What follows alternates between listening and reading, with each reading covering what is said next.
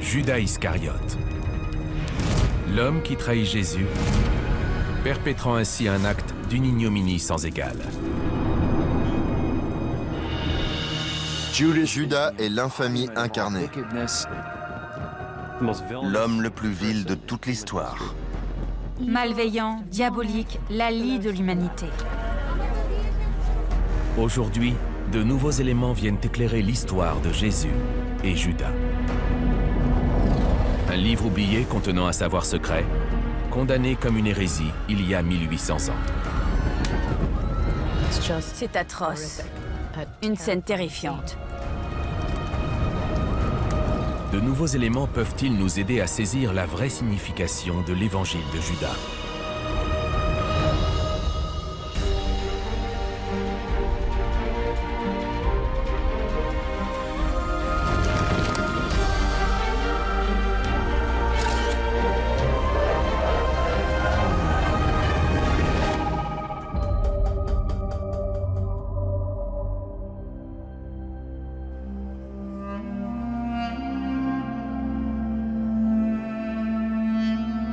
Judas est l'un des plus grands traîtres de l'histoire de l'humanité.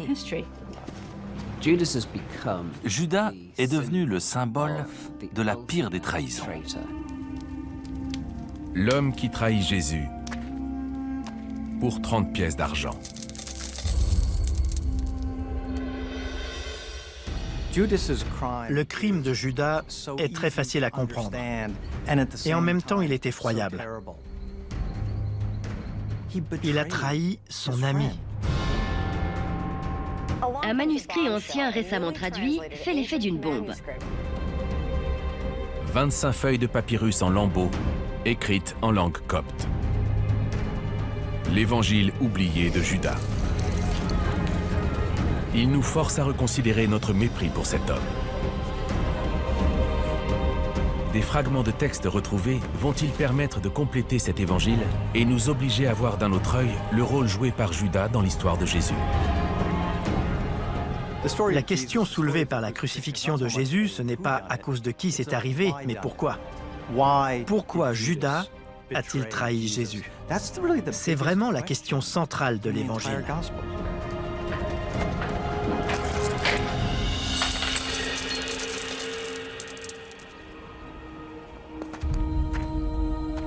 Dans les évangiles du Nouveau Testament, Jésus entame sa mission à travers la Galilée et la Judée en rassemblant autour de lui des partisans.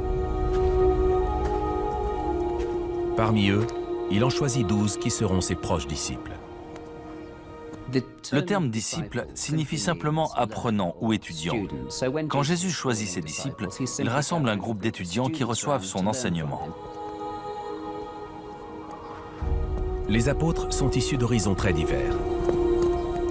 On y trouve aussi bien des pêcheurs que des percepteurs. Jésus a organisé un recrutement. C'était réfléchi. Il voulait un groupe varié. Judas pourrait bien avoir été la première recrue. Jésus savait évaluer les personnalités. Tous ceux qu'il avait choisis comme disciples avaient forcément des atouts. Judas jouait le rôle de trésorier parmi les 12 apôtres. C'est à lui que Jésus confiait l'argent. Jésus a vu en Judas le genre d'homme qu'il voulait parmi ses apôtres.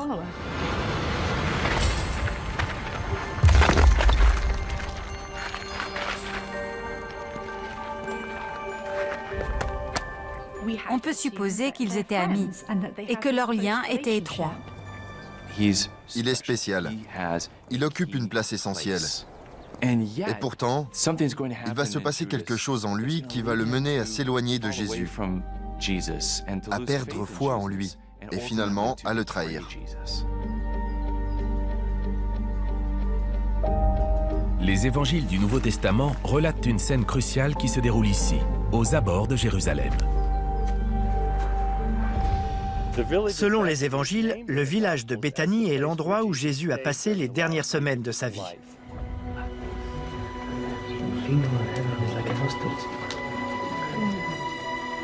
L'Évangile selon Jean situe la scène dans la maison de Lazare, l'homme que Jésus a ressuscité. Quelques jours seulement avant la crucifixion, une femme est venue voir Jésus pour lui enduire les pieds avec des onguents et du parfum de grande valeur. Marie enduit les pieds de Jésus avec du nard, le Chanel numéro 5 de l'époque. Et elle en utilise un flacon entier, soit l'équivalent d'une année de revenus pour un journalier. Les gens étaient scandalisés, choqués. Pas autant que Judas, le trésorier du groupe. Pourquoi gâches-tu ce parfum?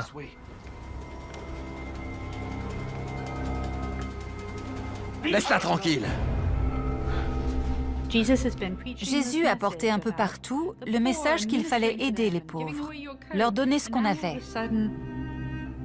Et soudain, voilà qu'il laisse cette femme verser sur lui une fortune en parfum. On aurait pu en tirer plus de 300 deniers et les donner aux pauvres.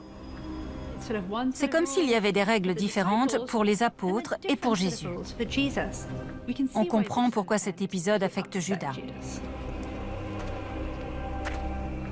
Cet événement marque un tournant pour Judas. Juste après avoir assisté à cette scène, il va voir les autorités et leur dit « Je vais vous livrer Jésus ». Mais le lendemain, Judas est à nouveau aux côtés de Jésus lorsqu'il fait une entrée mémorable dans Jérusalem à l'occasion de la Pâque juive. Les fêtes de la Pâque juive durent une semaine, au cours de laquelle les Juifs célèbrent leur exode hors d'Égypte. L'arrivée de Jésus fait enfler une foule déjà excitée et suscite la méfiance des autorités.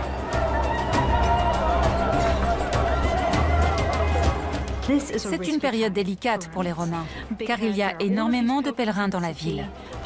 La Pâque juive célèbre la libération de l'esclavage.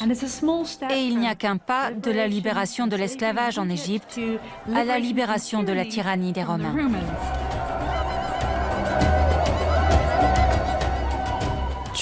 À l'époque, Jérusalem est une poudrière. Il y a Jésus, ce personnage messianique charismatique qui arrive en ville pendant une des principales fêtes juives. Et les Romains observent tout ça. Ils savent que la situation est explosive. Craignant des représailles des Romains en cas de débordement, les autorités religieuses juives décident de prendre des mesures à l'encontre de Jésus. Tout est prêt pour la plus grande trahison de l'histoire. Judas Iscariote va trahir Jésus. La question est, pourquoi? Judas se rend-il compte de ce qu'il fait? Est-ce qu'il en veut à Jésus? Ou bien est-il simplement désabusé ou perdu? On ignore ce qui a poussé Judas à faire ça. On peut imaginer de nombreuses raisons. Dans l'Évangile selon Matthieu, Judas trahit Jésus pour 30 pièces d'argent. Je ne pense pas que l'argent soit la raison. Judas a passé les années précédentes à arpenter le désert de Judée et la Galilée, et vraisemblablement pas à la recherche d'argent. Alors pourquoi serait-il soudain intéressé? Quelle autre raison pourrait pousser Judas à trahir Jésus? Je suis avec Jésus de Nazareth. Je peux vous le livrer. Certains experts pensent que Judas était un zélote. C'est un terme qui désigne un groupe de révolutionnaires qui était très fermement opposé à l'occupation romaine. Si Judas faisait partie de ces révolutionnaires, il était peut-être agacé que Jésus ne passe pas à l'action, qu'il ne s'exprime pas plus, qu'il ne soit pas plus ferme. Peut-être qu'il a livré Jésus dans l'espoir qu'une confrontation entre celui-ci et les Romains serait déclencheur et pousserait Jésus à provoquer des événements capables de renverser l'Empire romain. Ces intrigues politiques constituent la toile de fond de l'un des épisodes les plus célèbres de la vie de Jésus, la Seine. Cet endroit s'appelle le Cénacle. Ça vient du mot latin « cena », qui signifie « souper ». C'est ici que le dernier repas de Jésus a eu lieu. Quand Jésus et ses apôtres se retrouvent pour la scène, la tension est à son comble. Depuis leur arrivée à Jérusalem, il y a plusieurs semaines, les conflits avec les autorités se sont multipliés. Quelque chose de grave se prépare.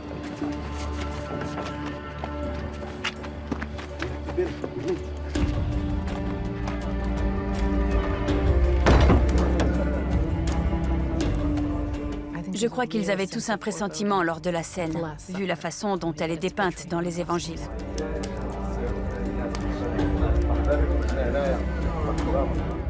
Pendant le repas, il y a une intimité entre eux. Partager un repas, c'est comme être en famille. Jésus dit alors, « L'un d'entre vous, un parmi les 12, va me trahir. »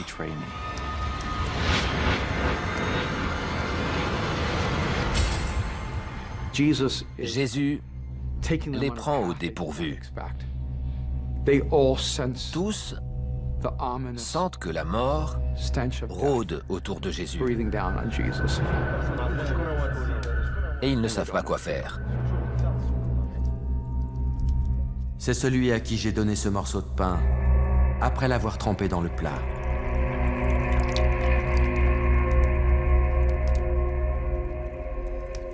C'est Judas qui est identifié comme le futur traître. Judas part soudainement. Où va-t-il?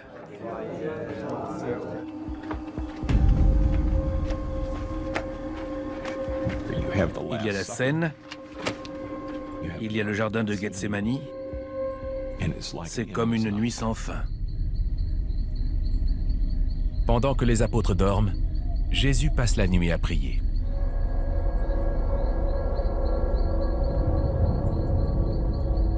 Il est tellement angoissé que du sang suinte à travers sa peau.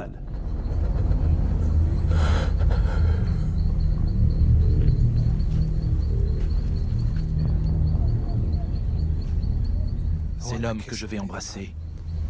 Arrêtez-le et emmenez-le.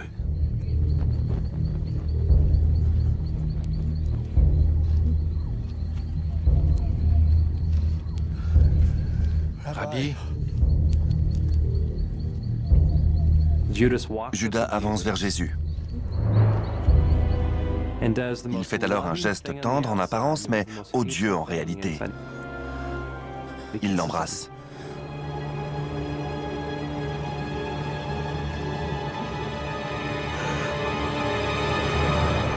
Jésus de Nazareth! Non!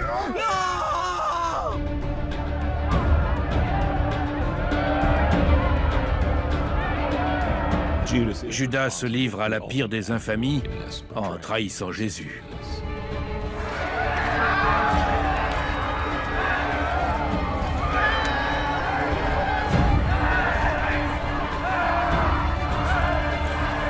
Dès lors, le nom Judas devient synonyme de traître.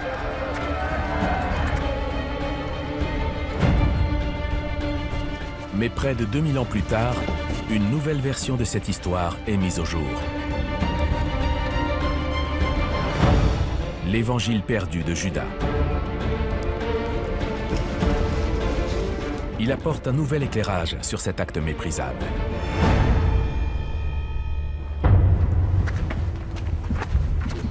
En 1978, on découvre une mystérieuse boîte en pierre dans le désert égyptien. Elle renferme ce qui ressemble à un texte biblique écrit dans une langue ancienne. Personne ne sait encore ce qu'il raconte. C'est comme un mélange entre le Faucon maltais et Indiana Jones. Après un passage sur le marché noir des antiquités, ce curieux document réapparaît à Genève. C'est la patrie des banques et des gens riches. On y trouve au marché noir les pièces les plus rares qui soient. Steven Hemmel, spécialiste des langues anciennes, arrive en Suisse pour une expertise. Le gouvernement égyptien n'autorise pas la mise au jour d'objets en dehors des fouilles archéologiques. On supposait que le manuscrit était un vrai. La rencontre elle-même s'était faite dans une atmosphère de clandestinité. L'Égyptien, qui était apparemment le propriétaire du papyrus, donnait l'impression d'être très tendu, très nerveux et agité. Je me disais que c'était le genre de personne susceptible d'avoir une arme. L'homme presse Stephen Hemmel et ses collègues de déterminer la valeur du manuscrit sans même leur dire exactement d'où il provient. J'ai vu le mot Judas. C'était dans un dialecte copte que je ne connaissais pas bien. On voulait l'acheter. On a demandé le prix. Et là, ça a été un choc. Il en voulait 3 millions de dollars. C'est beaucoup trop cher pour eux. L'Égyptien a fait signe à ses associés de refermer la boîte. Et la rencontre a pris fin. Un an après nous avoir montré le codex copte à Genève, le propriétaire l'a apporté à New York pour essayer de le vendre. Sans succès. L'homme dépose le codex dans un coffre à la banque. Il y reste pendant près de 20 ans, jusqu'à ce qu'un autre acheteur le persuade de lui vendre. Et me voilà ouvrant le coffre. Les pages étaient collées les unes aux autres. Et il y avait des fragments de papier un peu partout. Pour connaître la nature du manuscrit, Frida Tchakos l'emporte à l'université de Yale. Ils ont dit, vous savez ce que c'est? C'est un document dont on ne trouve mention que dans l'Antiquité. Nous sommes les premiers à voir l'évangile de Judas. Mais la mauvaise nouvelle, c'est que la restauration va coûter très cher. Frida Tchakos doit trouver un antiquaire avec des clients fortunés. Bruce Ferrini se montre intéressé. On m'avait dit que Bruce Ferrini était un antiquaire très réputé, spécialisé dans les manuscrits. Et aussi qu'il comptait Bill Gates parmi ses clients. C'était prometteur. Flairant l'occasion de gagner de l'argent rapidement, Bruce Ferrini décide d'acheter lui-même le manuscrit pour le revendre. Bruce Ferrini signe 2 chèques d'un montant total de 2,5 millions de dollars. La banque les refuse. Frida Tchakos veut récupérer son bien. Bruce Ferrini détient le manuscrit. Et que fait-il avec? Il le met dans un sac au congélateur. C'est ce qu'on recommande de faire pour certains livres ou manuscrits papier. Mais ce n'est pas un mode de conservation approprié pour le papyrus. Et il a même fait pire. Il a pris des pages de la fin du livre et il les a mises au-dessus pour le rendre plus présentable à un éventuel client. En mélangeant les pages, il en a fait un véritable casse-tête. Pour sauver l'évangile de Judas, Frida Tchakos fait appel à un restaurateur en Suisse. Ils se lancent dans une restauration minutieuse. Ils doivent le restaurer, mais ils doivent aussi l'authentifier. Est-on sûr que c'est un vrai? Qui peut dire que ce n'est pas une contrefaçon? Il faut dater l'évangile pour prouver qu'il remonte bien au début de l'ère chrétienne et qu'il ne s'agit pas d'un faux. La datation du papyrus au carbone 14 révèle qu'il est d'époque. Pour l'encre, le résultat est le même. L'évangile de Judas est un vrai. Un manuscrit ancien récemment traduit fait l'effet d'une bombe. Un sujet aux proportions bibliques. L'évangile de Judas fait l'objet de débats passionnés. En 2006, près de 30 ans après sa découverte, le monde apprend enfin l'existence de l'évangile de Judas. C'est un nouvel évangile qui donne une version différente des derniers jours de Jésus-Christ. C'est un dialogue entre Jésus et Judas. C'est le seul exemplaire connu d'un texte dont l'écriture remonte au IIe siècle après Jésus-Christ. Le véritable auteur de l'évangile de Judas reste inconnu. Ce n'est pas l'évangile selon Judas. Tous les autres sont des évangiles selon tel ou tel disciple. Mais là, ce n'est pas nécessairement la vision de Judas. C'est un texte qui parle de Judas. Cet évangile relate l'épisode bien connu de la scène. Mais l'image qu'il donne de Jésus et de Judas est très différente de celle de la Bible. Dans les évangiles du Nouveau Testament, Jésus est un mentor. Disons qu'il est amical avec ses apôtres. Le Jésus de l'évangile de Judas est un peu différent du Jésus tel qu'il apparaît dans les pages du Nouveau Testament. C'est un personnage bien plus mystérieux. Il s'exprime au moyen d'énigmes qui sont si difficiles à comprendre que bien souvent on reste perplexe quand on les lit. Que celui d'entre vous qui est assez fort se montre en homme parfait. Mais le personnage de Judas est très différent lui aussi. Les autres apôtres ne comprennent pas Jésus. Seul Judas a le courage de se lever et de lui parler. Je sais qui tu es et d'où tu viens. Et je ne suis pas digne de prononcer le nom de celui qui t'a envoyé. Judas apparaît comme le seul disciple avec qui Jésus sent qu'il peut parler ouvertement. Judas comprend. Il va prendre Judas à part et lui expliquer la cosmologie. Il lui parle de sa foi et du rôle que lui, Judas, va jouer dans l'histoire de l'humanité. Ce nouvel évangile semble apporter une autre explication à la trahison envers Jésus. Et il innocente Judas Iscariote, cet homme honni à travers les siècles.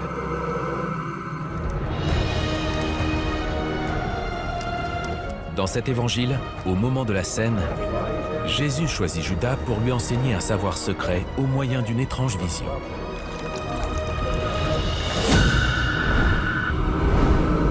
Maître! Soudain, il se retrouve dans un nuage. Un endroit où une lumière irradie. J'ai eu une vision.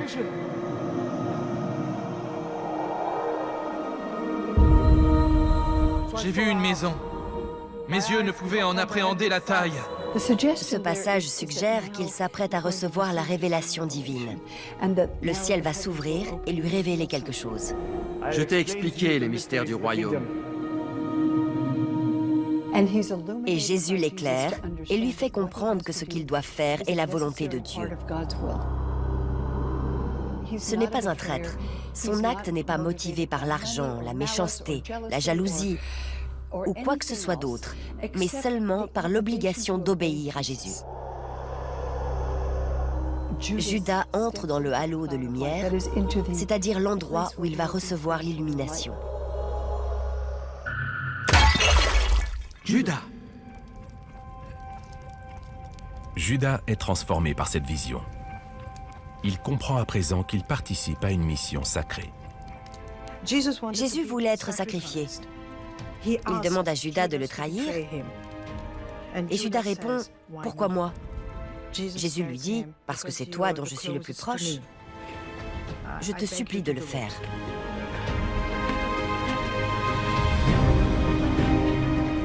Il comprend ce qui se passe. Il est là pour aider Jésus. Et il sait qu'à cause de ce qu'il doit faire, il va être haï pour toujours. Judas fait ce que Jésus veut qu'il fasse. Dieu a envoyé Jésus pour qu'il rachète par sa mort les péchés de l'humanité. Quelqu'un doit le trahir. Quelqu'un doit remplir cette mission. Jésus disait, « Je dois mourir sur la croix afin d'accomplir ce pourquoi on m'a envoyé. » Judas n'était pas le personnage malveillant, l'affreux traître qui a souvent été dépeint dans l'histoire de la chrétienté. Judas, le traître par excellence, serait en fait le héros. L'idée est extrêmement dérangeante.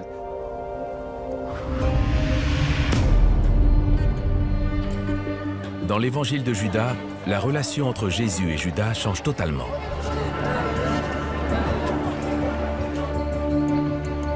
Judas n'est plus un traître, mais un allié fiable. Jésus l'a choisi pour l'aider à accomplir le projet de Dieu.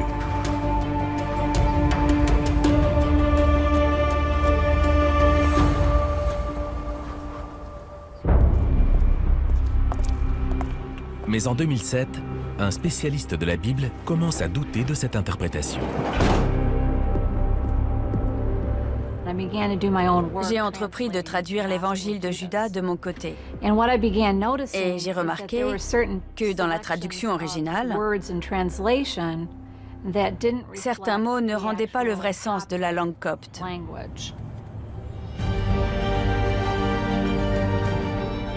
J'ai donc décidé de regarder ce texte de plus près.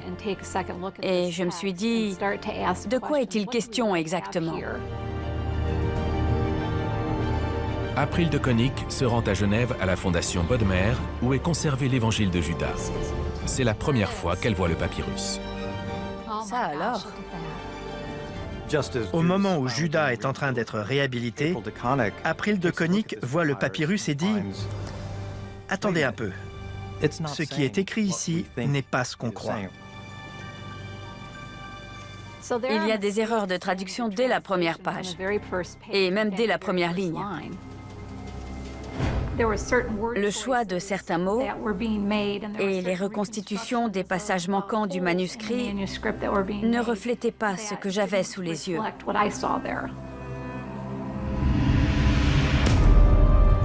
April de Konig réexamine un moment clé de l'évangile oublié, celui où Judas reçoit une vision. Maître! Selon moi, le plus gros problème dans la première traduction, c'est cette ligne.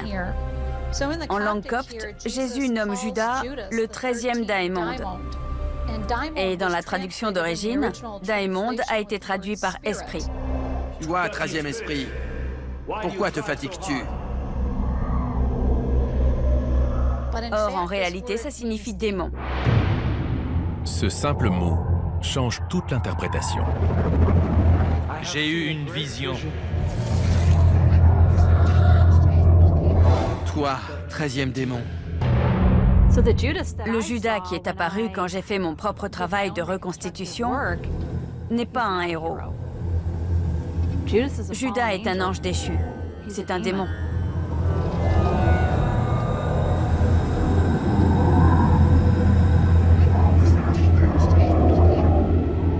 Et voici que du nuage apparaît un ange. Son visage projette du feu, et son aspect est souillé de sang. Dans la traduction d'April de Konig, il n'est pas seulement malveillant, il est le mal absolu.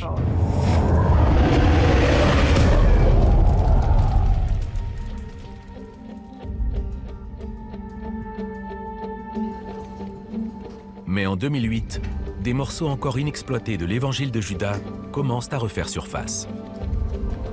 On n'en a jamais fini avec l'histoire de Judas. Et voilà que ça repart.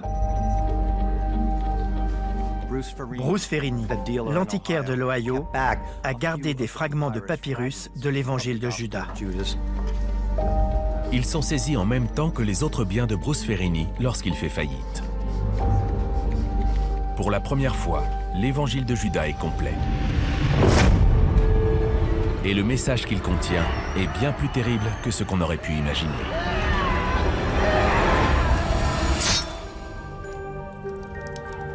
La trahison envers Jésus est un des actes les plus odieux de l'histoire. La découverte de l'évangile de Judas rouvre le procès de Judas Iscariote. Un nouvel éclairage est apporté par des fragments de textes récemment retrouvés. Le fragment le plus important pour les exégètes est celui qui complète la dernière page. Il permet de savoir qui entre dans le nuage à la fin du texte. Avant qu'on retrouve les passages manquants, les exégètes supposent que c'est Judas qui pénètre dans le nuage. Celui qui entre dans le nuage est celui qui accède au plus haut des cieux. Ce dernier fragment permet de comprendre que c'est Jésus et non Judas qui pénètre dans le nuage.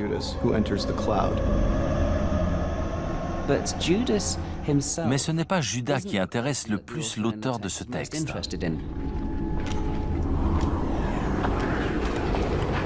Indépendamment du fait de savoir si Judas est bon ou mauvais, la plupart des exégètes sont d'accord pour dire que le sujet de cet évangile n'est pas vraiment le personnage de Judas. Ceux que l'auteur critique, ce sont les apôtres. La révélation choc de l'évangile de Judas, c'est qu'aucun des apôtres n'est bon. C'est ça que le titre devrait mettre en avant. Les apôtres ne sont pas des gens bien. L'évangile de Judas dresse un portrait accablant, non seulement de Judas, mais de tous les apôtres lors de la scène. Ce qui est étonnant, c'est que l'évangile de Judas montre les apôtres comme des idiots, sans discernement. Des gens qui n'ont pas accès à la vérité. Jésus les traite comme des gens irrécupérables. Dans l'évangile de Judas, les autres apôtres prient et vénèrent Dieu de façon telle que Jésus se moque d'eux. Pourquoi te moques-tu de notre action de grâce? Il semble détourner les gens du droit chemin.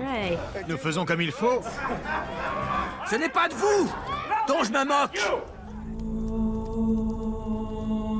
Ni du fait que vous ne faites pas cela de votre plein gré, mais parce que c'est ainsi que votre Dieu sera loué. L'évangile de Judas montre des apôtres ignorants. Cette représentation des apôtres et de Judas permet de comprendre la véritable signification de l'évangile de Judas. Les apôtres sont accusés de commettre des actes méprisables. Ce sont eux les méchants dans ce texte. Et l'auteur enfonce le clou dans une scène de rêve troublante.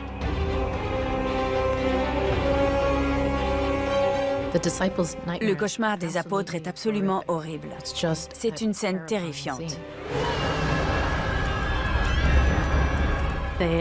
Il y a des sacrifices de femmes et d'enfants. Des hommes ont des relations homosexuelles. Nous avons vu une grande maison avec un grand hôtel. On y entrevoit tous les péchés. Ils sont effrayés par cette vision et ils ne comprennent pas ce que ça signifie. Et 12 hommes, sûrement des prêtres.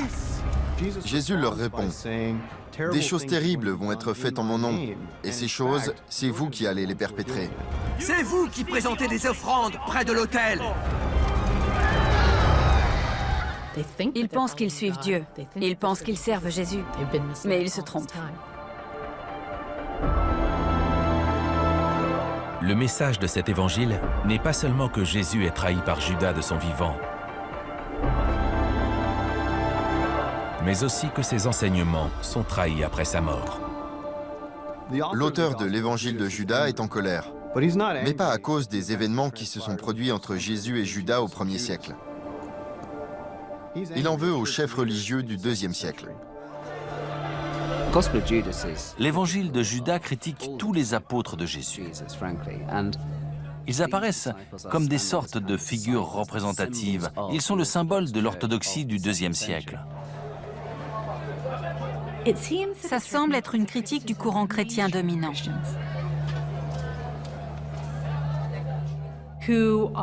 Les gens se livrent à des cultes sous la direction d'ecclésiastiques en tout genre. Et les auteurs de ce texte n'aiment pas cette espèce de cléricalisme. Ils n'aiment pas ces offices religieux et ils découragent fortement les gens d'y participer. L'évangile de Judas est polémique. C'est une charge politique contre les premiers dirigeants de l'Église. C'était la naissance de l'Église apostolique avec ses institutions, la naissance de la chrétienté. L'évangile de Judas est un récit en réaction à cette chrétienté institutionnalisée. Écrit plusieurs décennies après les évangiles du Nouveau Testament, l'évangile de Judas est moins l'histoire de Jésus que la condamnation des dirigeants de l'Église naissante.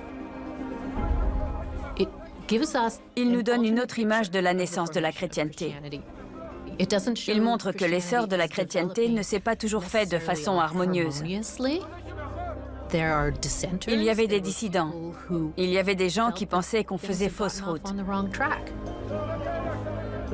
L'évangile de Judas suggère que les responsables de l'Église se trompent, qu'ils sont plus proches du diable que de Dieu. L'évangile de Judas est tellement polémique qu'en l'an 180 après Jésus-Christ, l'évêque de Lyon le dénonce comme hérétique. Je comprends que des gens aient rejeté ce texte pour cause d'hérésie.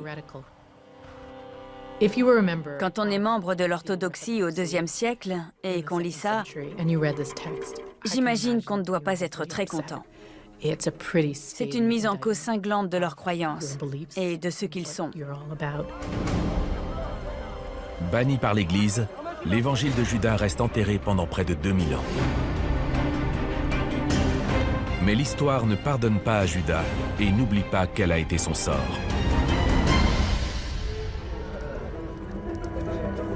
L'évangile de Judas n'est pas simplement l'histoire de l'apôtre le plus tristement célèbre.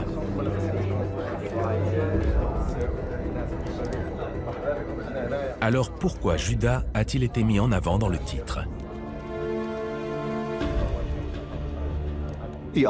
L'auteur de cet évangile a choisi Judas comme personnage central, car tout le monde le connaissait. Il suscitait le même intérêt dans l'Antiquité qu'aujourd'hui. Celui qui a décidé d'écrire l'évangile de Judas savait certainement ce qu'il faisait en choisissant quelqu'un qui n'était pas accepté par l'Église orthodoxe. Le Judas qu'on trouve dans cet évangile n'est pas très différent de celui qui est dépeint dans les pages du Nouveau Testament. Judas a toujours été un personnage complexe. L'ambiguïté qui l'entoure et la fascination qu'il suscite ont toujours existé. Il est impensable que ce personnage, qui est proche de Jésus et qui le trahit, soit une invention des auteurs de l'Évangile. Ce n'est pas un personnage légendaire. Judas est quelqu'un qui connaît des conflits intérieurs. C'est une personne réelle, avec de vraies émotions. Il a placé de grands espoirs en Jésus, et ces espoirs ont été balayés. Il réagit de façon excessive en livrant Jésus aux autorités juives dans le jardin de Gethsémani. Mais l'histoire ne s'arrête pas là. On ne sait pas vraiment ce qui arrive à Judas après qu'il ait trahi Jésus. Est-ce qu'il le suit tout au long de son procès pour voir ce qui se passe? Est-ce qu'il entend Ponce Pilate le condamner à mort? Est-ce qu'il assiste à la flagellation? Est-ce qu'il voit le résultat concret de son acte?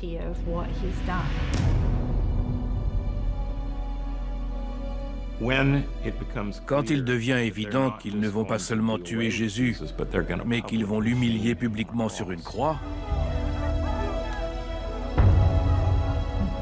Judas semble pris de doute. Après la condamnation de Jésus, une partie de lui a dû éprouver du remords. Judas se sent vraiment coupable d'avoir fait ça. Sa conscience le travaille. J'ai péché en livrant un sang innocent. Il rend l'argent en le jetant par terre. C'est de l'argent sale et il n'en veut pas.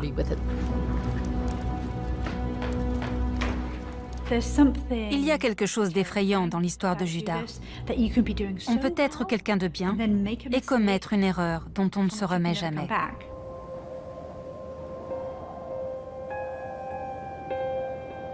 Alors que les 4 évangiles du Nouveau Testament désignent Judas comme celui qui a trahi Jésus, seul l'évangile selon Matthieu raconte comment se termine l'histoire de Judas. Pour moi, l'histoire de Judas est une tragédie. Ce n'est pas Dieu qui n'attend plus rien de Judas dans cette histoire. C'est Judas qui n'attend plus rien de lui-même. Il regrette, mais il ne se repent pas. Il ne pense pas qu'il peut être pardonné. Et pris de désespoir, il se pend.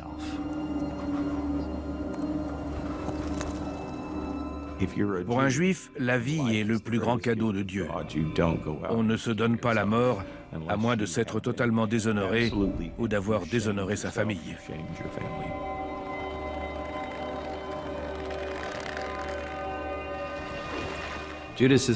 Judas est sans doute le personnage le plus tragique de toute l'histoire. Il est celui qui trahit le Fils de Dieu et qui ensuite se suicide. Je ne connais pas d'histoire plus tragique que celle de Judas.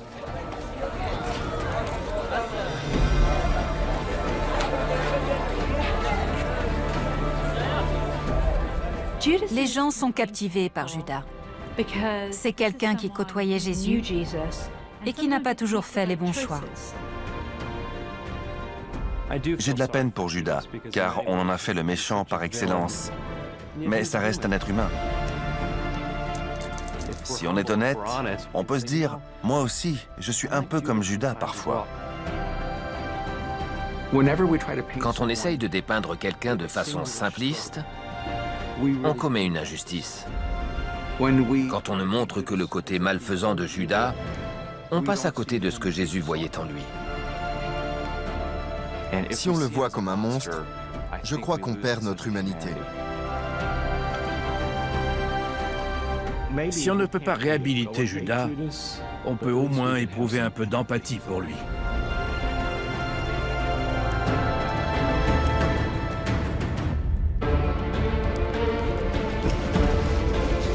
Il apporte un nouvel éclairage sur cet acte méprisable.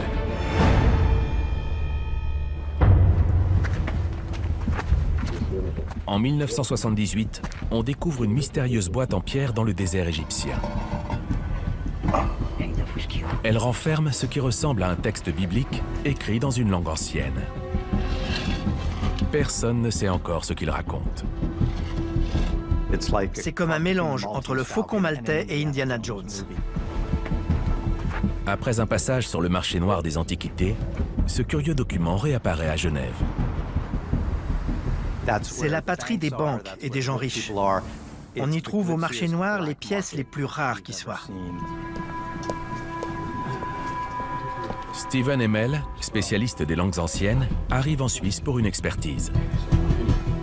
Le gouvernement égyptien n'autorise pas la mise au jour d'objets en dehors des fouilles archéologiques. On supposait que le manuscrit était un vrai. La rencontre elle-même s'était faite dans une atmosphère de clandestinité. L'Égyptien, qui était apparemment le propriétaire du papyrus, donnait l'impression d'être très tendu, très nerveux et agité. Je me disais que c'était le genre de personne susceptible d'avoir une arme. L'homme presse Steven Hemmel et ses collègues de déterminer la valeur du manuscrit sans même leur dire exactement d'où il provient. J'ai vu le mot Judas. C'était dans un dialecte copte que je ne connaissais pas bien. On voulait l'acheter. On a demandé le prix. Et là, ça a été un choc. Il en voulait 3 millions de dollars. C'est beaucoup trop cher pour eux. L'Égyptien a fait signe à ses associés de refermer la boîte. Et la rencontre a pris fin. Un an après nous avoir montré le codex copte à Genève, le propriétaire l'a apporté à New York pour essayer de le vendre. Sans succès. L'homme dépose le codex dans un coffre à la banque. Il y reste pendant près de 20 ans, jusqu'à ce qu'un autre acheteur le persuade de lui vendre. Et me voilà ouvrant le coffre. Les pages étaient collées les unes aux autres. Et il y avait des fragments de papier un peu partout. Pour connaître la nature du manuscrit, Frida Tchakos l'emporte à l'université de Yale. Ils ont dit, vous savez ce que c'est? C'est un document dont on ne trouve mention. L'évangile de Judas critique tous les apôtres de Jésus. Ils apparaissent comme des sortes de figures représentatives. Ils sont le symbole de l'orthodoxie du IIe siècle. Ça semble être une critique du courant chrétien dominant. Les gens se livrent à des cultes sous la direction d'ecclésiastiques en tout genre. Et les auteurs de ce texte n'aiment pas cette espèce de cléricalisme. Ils n'aiment pas ces offices religieux et ils découragent fortement les gens d'y participer. L'évangile de Judas est polémique. C'est une charge politique contre les premiers dirigeants de l'Église. C'était la naissance de l'Église apostolique avec ses institutions, la naissance de la chrétienté. L'évangile de Judas est un récit en réaction à cette chrétienté institutionnalisée. Écrit plusieurs décennies après les évangiles du Nouveau Testament, l'évangile de Judas est moins l'histoire de Jésus que la condamnation des dirigeants de l'Église naissante. Il nous donne une autre image de la naissance de la chrétienté. Il montre que l'essor de la chrétienté ne s'est pas toujours fait de façon harmonieuse. Il y avait des dissidents. Il y avait des gens qui pensaient qu'on faisait fausse route. L'évangile de Judas suggère que les responsables de l'Église se trompent, qu'ils sont plus proches du diable que de Dieu. L'évangile de Judas est tellement polémique qu'en l'an 180 après Jésus-Christ, l'évêque de Lyon le dénonce comme hérétique. Je comprends que des gens aient rejeté ce texte pour cause d'hérésie. Quand on est membre de l'orthodoxie au IIe siècle et qu'on lit ça, j'imagine qu'on ne doit pas être très content. C'est une mise en cause cinglante de leurs croyances et de ce qu'ils sont. Banni par l'Église, l'évangile de Judas reste enterré pendant près de 2000 ans. Mais l'histoire ne pardonne pas à Judas et n'oublie pas quel a été son sort.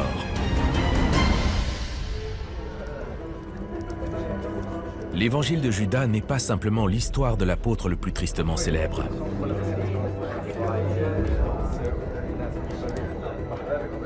Alors pourquoi Judas a-t-il été mis en avant dans le titre ? L'auteur de cet évangile a choisi Judas comme personnage central, car tout le monde le connaissait. Il suscitait le même intérêt dans l'Antiquité qu'aujourd'hui.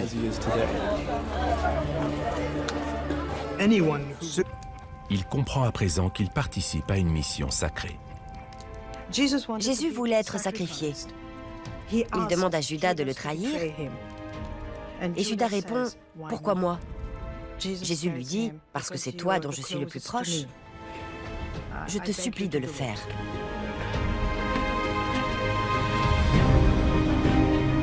Il comprend ce qui se passe. Il est là pour aider Jésus.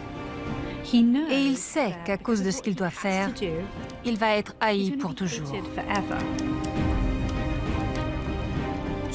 Judas fait ce que Jésus veut qu'il fasse. Dieu a envoyé Jésus pour qu'il rachète par sa mort les péchés de l'humanité. Quelqu'un doit le trahir. Quelqu'un doit remplir cette mission. Jésus disait, « Je dois mourir sur la croix afin d'accomplir ce pourquoi on m'a envoyé. » Judas n'était pas le personnage malveillant, l'affreux traître qui a souvent été dépeint dans l'histoire de la chrétienté. Judas, le traître par excellence, serait en fait le héros.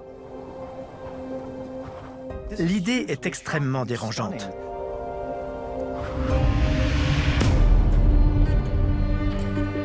Dans l'évangile de Judas, la relation entre Jésus et Judas change totalement.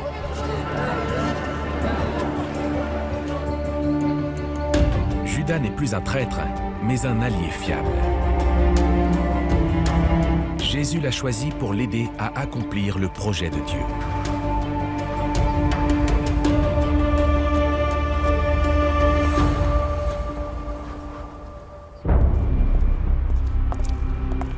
Mais en 2007, un spécialiste de la Bible commence à douter de cette interprétation. J'ai entrepris de traduire l'évangile de Judas de mon côté. Et j'ai remarqué que dans la traduction originale, certains mots ne rendaient pas le vrai sens de la langue copte.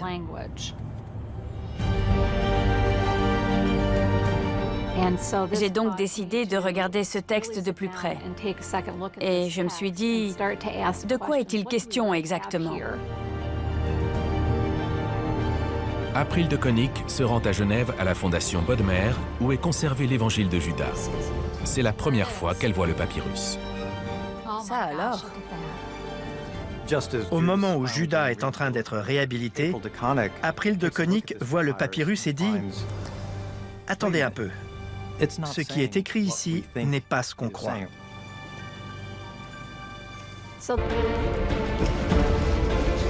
Il apporte un nouvel éclairage sur cet acte méprisable.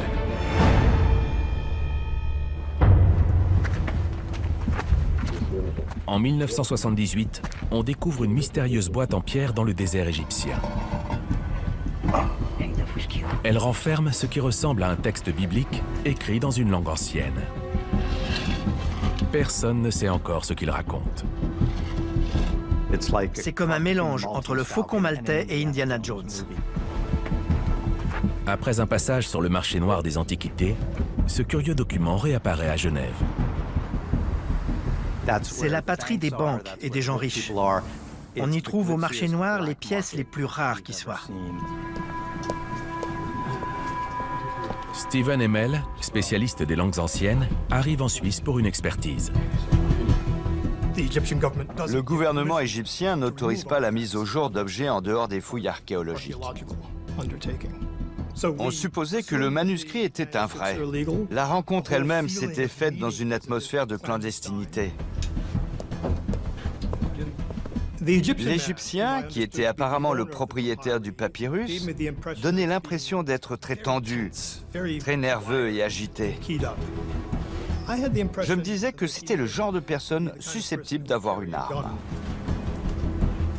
L'homme presse Steven Hemmel et ses collègues de déterminer la valeur du manuscrit sans même leur dire exactement d'où il provient. J'ai vu le mot Judas. C'était dans un dialecte copte que je ne connaissais pas bien. On voulait l'acheter. On a demandé le prix. Et là, ça a été un choc. Il en voulait 3 millions de dollars. C'est beaucoup trop cher pour eux. L'Égyptien a fait signe à ses associés de refermer la boîte. Et la rencontre a pris fin. Un an après nous avoir montré le codex copte à Genève, le propriétaire l'a apporté à New York pour essayer de le vendre. Sans succès. L'homme dépose le codex dans un coffre à la banque. Il y reste pendant près de 20 ans, jusqu'à ce qu'un autre acheteur le persuade de lui vendre. Et me voilà ouvrant le coffre. Les pages étaient collées les unes aux autres. Et il y avait des fragments de papier un peu partout. Pour connaître la nature du manuscrit, Frida Tchakos l'emporte à l'université de Yale. Ils ont dit, vous savez ce que c'est? C'est un document dont on ne trouve mention que dans l'Antiquité. Disons qu'il est amical avec ses apôtres. Le Jésus de l'évangile de Judas est un peu différent du Jésus tel qu'il apparaît dans les pages du Nouveau Testament. C'est un personnage bien plus mystérieux. Il s'exprime au moyen d'énigmes qui sont si difficiles à comprendre que bien souvent on reste perplexe quand on les lit. Que celui d'entre vous qui est assez fort se montre en homme parfait. Mais le personnage de Judas est très différent lui aussi. Les autres apôtres ne comprennent pas Jésus. Seul Judas a le courage de se lever et de lui parler. Je sais qui tu es et d'où tu viens. Et je ne suis pas digne de prononcer le nom de celui qui t'a envoyé.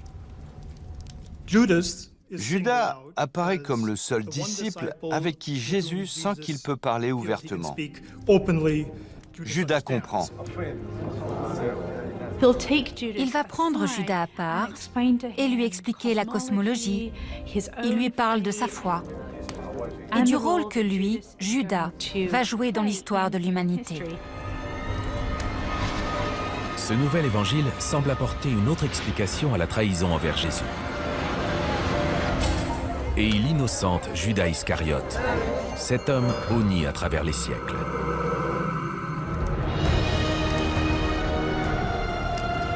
Dans cet évangile, au moment de la scène, Jésus choisit Judas pour lui enseigner un savoir secret au moyen d'une étrange vision.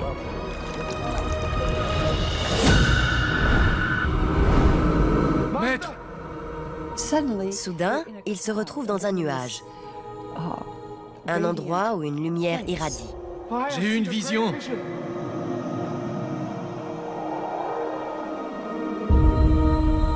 J'ai vu une maison. Mes yeux ne pouvaient en appréhender la taille. Ce passage suggère qu'il s'apprête à recevoir la révélation divine. Le ciel va s'ouvrir et lui révéler quelque chose. Je t'ai expliqué les mystères du royaume. Et Jésus l'éclaire et lui fait comprendre que ce qu'il doit faire est la volonté de Dieu. Ce n'est pas un traître. Son acte n'est pas motivé par l'argent, la méchanceté, la jalousie ou quoi que ce soit d'autre, mais seulement par l'obligation d'obéir à Jésus. Judas entre dans le halo de lumière, c'est-à-dire l'endroit où il va recevoir l'illumination. Judas! Judas est transformé par cette vision. Avec du nard, le Chanel numéro 5 de l'époque.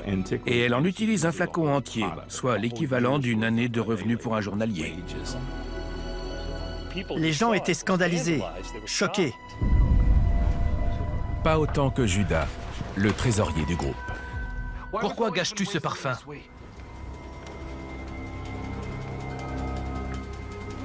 Laisse-la tranquille. Jésus a porté un peu partout le message qu'il fallait aider les pauvres, leur donner ce qu'on avait. Et soudain, voilà qu'il laisse cette femme verser sur lui une fortune en parfum. On aurait pu en tirer plus de 300 deniers et les donner aux pauvres. C'est comme s'il y avait des règles différentes pour les apôtres et pour Jésus. On comprend pourquoi cet épisode affecte Judas. Cet événement marque un tournant pour Judas. Juste après avoir assisté à cette scène, il va voir les autorités et leur dit « Je vais vous livrer Jésus ». Mais le lendemain, Judas est à nouveau aux côtés de Jésus lorsqu'il fait une entrée mémorable dans Jérusalem à l'occasion de la Pâque juive. Les fêtes de la Pâque juive durent une semaine, au cours de laquelle les Juifs célèbrent leur exode hors d'Égypte. L'arrivée de Jésus fait enfler une foule déjà excitée et suscite la méfiance des autorités.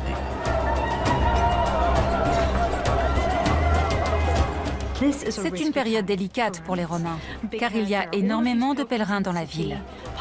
La Pâque juive célèbre la libération de l'esclavage. Et il n'y a qu'un pas de la libération de l'esclavage en Égypte à la libération de la tyrannie des Romains.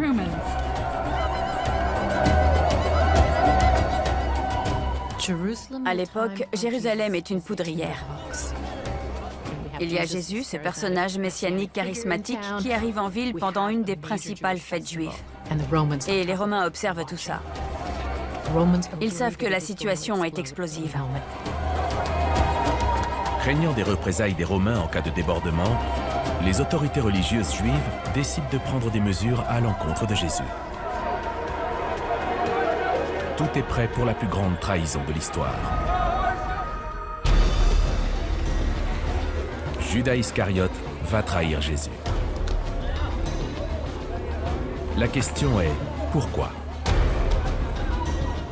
Judas se rend-il compte de ce qu'il fait? Est-ce qu'il en veut à Jésus?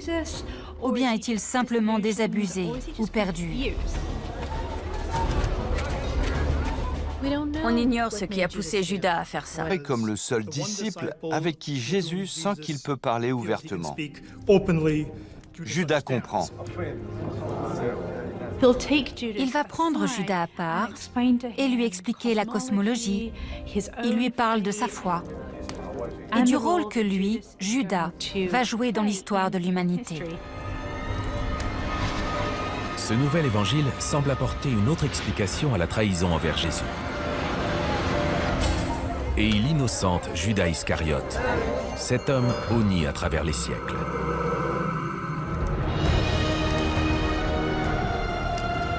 Dans cet évangile, au moment de la scène, Jésus choisit Judas pour lui enseigner un savoir secret au moyen d'une étrange vision.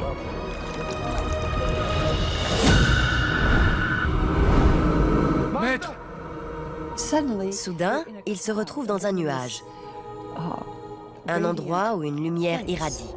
J'ai eu une vision.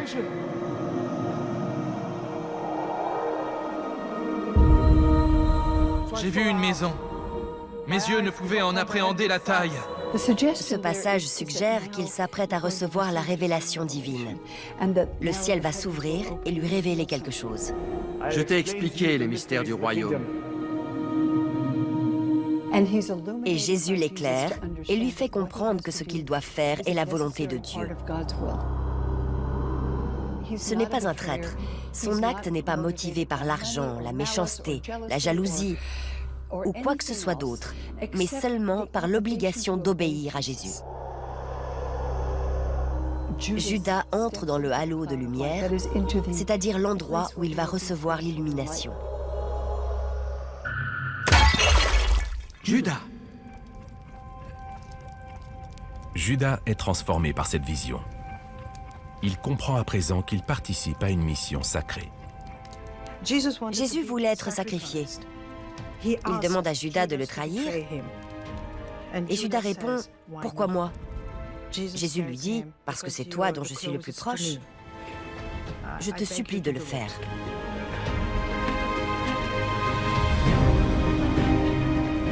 Il comprend ce qui se passe. Il est là pour aider Jésus. Et il sait qu'à cause de ce qu'il doit faire, il va être haï pour toujours. Judas fait ce que Jésus veut qu'il fasse. Dieu a envoyé Jésus pour qu'il rachète par sa mort les péchés de l'humanité. Quelqu'un doit le trahir. Quelqu'un doit remplir cette mission. Jésus disait, « Je dois mourir sur la croix afin d'accomplir ce pourquoi on m'a envoyé. » Est-ce qu'il le suit tout au long de son procès pour voir ce qui se passe? Est-ce qu'il entend Ponce Pilate le condamner à mort? Est-ce qu'il assiste à la flagellation? Est-ce qu'il voit le résultat concret de son acte?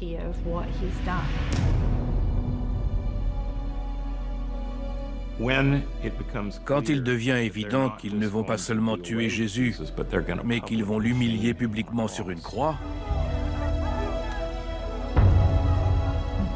Judas semble pris de doute. Après la condamnation de Jésus, une partie de lui a dû éprouver du remords.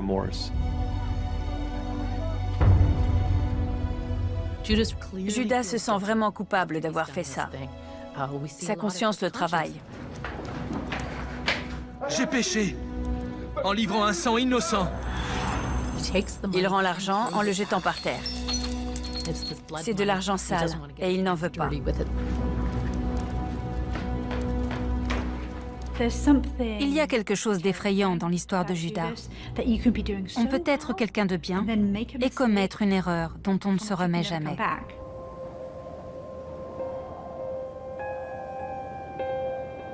Alors que les 4 évangiles du Nouveau Testament désignent Judas comme celui qui a trahi Jésus, seul l'évangile selon Matthieu raconte comment se termine l'histoire de Judas. Pour moi, l'histoire de Judas est une tragédie. Ce n'est pas Dieu qui n'attend plus rien de Judas dans cette histoire. C'est Judas qui n'attend plus rien de lui-même. Il regrette, mais il ne se repent pas. Il ne pense pas qu'il peut être pardonné. Et pris de désespoir, il se pend.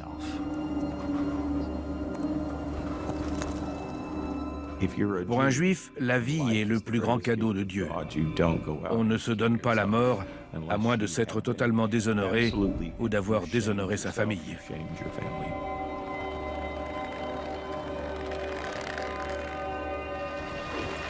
Judas est sans doute le personnage le plus tragique de toute l'histoire. Il est celui qui trahit le Fils de Dieu et qui ensuite se suicide. Je ne connais pas d'histoire plus tragique que celle de Judas.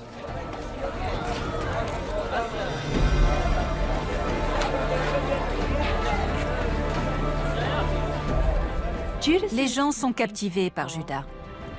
C'est quelqu'un qui côtoyait Jésus et qui n'a pas toujours fait les bons choix.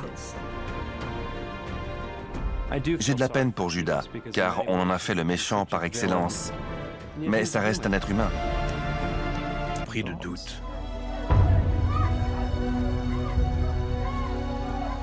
Après la condamnation de Jésus, une partie de lui a dû éprouver du remords.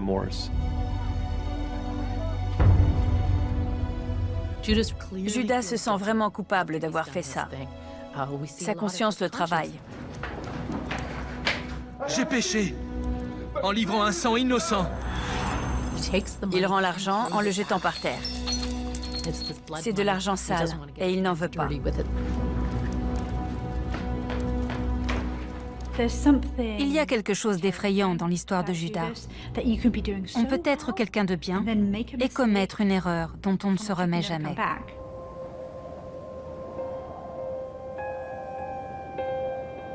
Alors que les 4 évangiles du Nouveau Testament désignent Judas comme celui qui a trahi Jésus, seul l'évangile selon Matthieu raconte comment se termine l'histoire de Judas. Pour moi, l'histoire de Judas est une tragédie. Ce n'est pas Dieu qui n'attend plus rien de Judas dans cette histoire. C'est Judas qui n'attend plus rien de lui-même. Il regrette, mais il ne se repent pas. Il ne pense pas qu'il peut être pardonné. Et pris de désespoir, il se pend.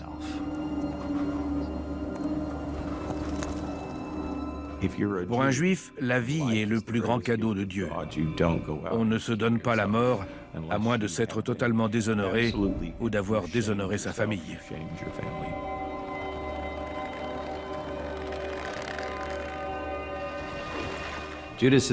Judas est sans doute le personnage le plus tragique de toute l'histoire. Il est celui qui trahit le Fils de Dieu et qui ensuite se suicide. Je ne connais pas d'histoire plus tragique que celle de Judas.